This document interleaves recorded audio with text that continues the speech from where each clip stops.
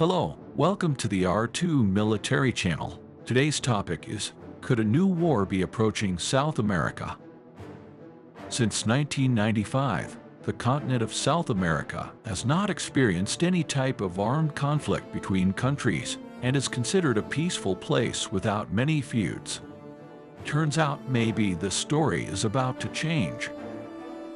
Let's talk about a referendum scheduled by the president of the Venezuelan National Assembly, Jorge Rodriguez, who wants to know the popular opinion on a possible annexation of 70% of the territory of Guyana.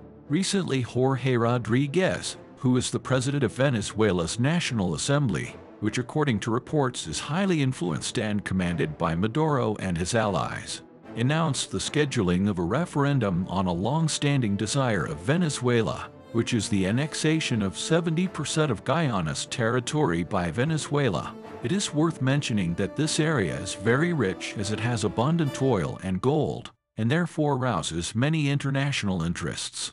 But why does Maduro want to annex this territory so much?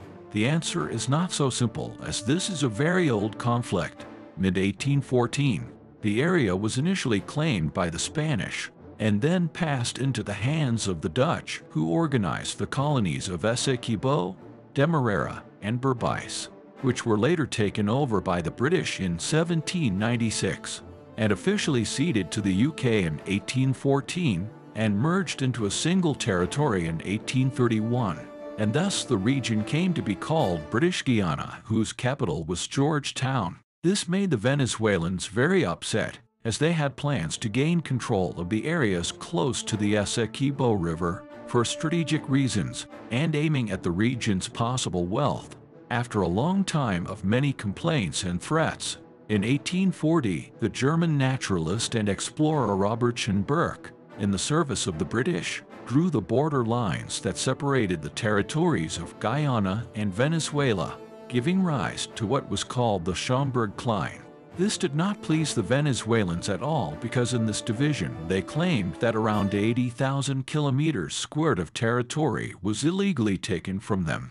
As if that were not enough, during the process more gold was discovered in the region, and this caused the British to further increase the division of the country territory, totaling almost 85,000 kilometers squared west of the Schönberg Line.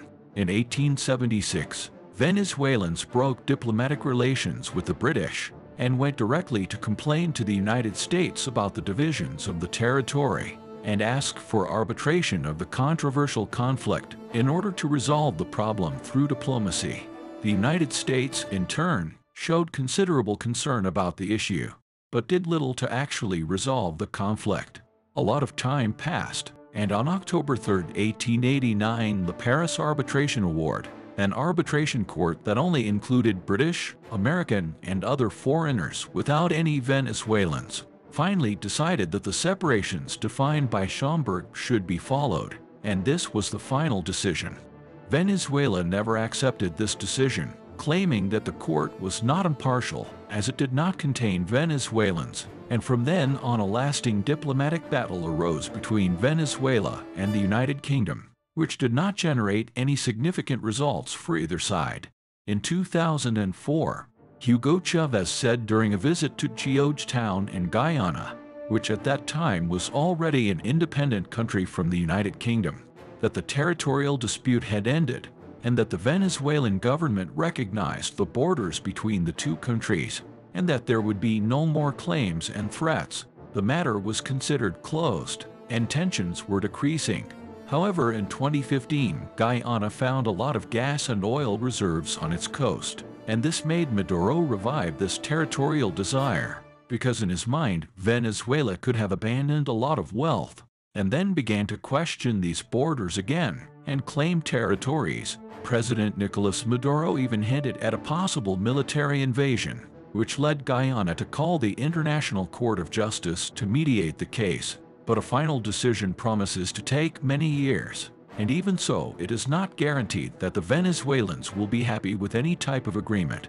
So, predicting yet another diplomatic defeat, Venezuela may in fact be rehearsing a possible occupation of Guyana's territory. A short time ago, this would have been unlikely due to the current financial and military conditions of Venezuela, which is experiencing a deep crisis due to the Maduro government and the harsh sanctions suffered by that country, in addition to strong international pressure not to occupy territories irregularly. However, things in the world have changed drastically, and a large-scale Russian attack against Ukraine was also unlikely and ended up happening despite great international pressure.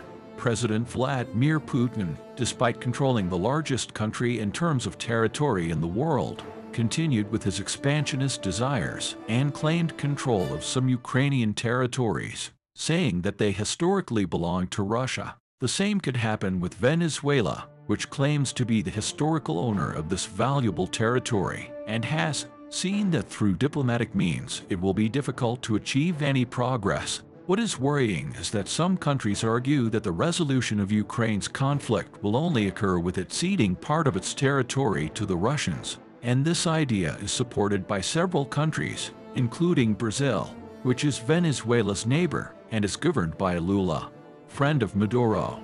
Nicolás Maduro, knowing that his neighbor Brazil, a possible very strong enemy, would be unlikely to do any kind of retaliation, feels very comfortable starting a war in South America because in the event of a conflict with Guyana, Brazil would probably do what it has done with Ukraine, trying to resolve the conflict by suggesting that Guyana give up some part of its territory to the Venezuelans. Now, we can only wait for the next chapters of this soap opera in South America and hope that we don't have another conflict happening in the world.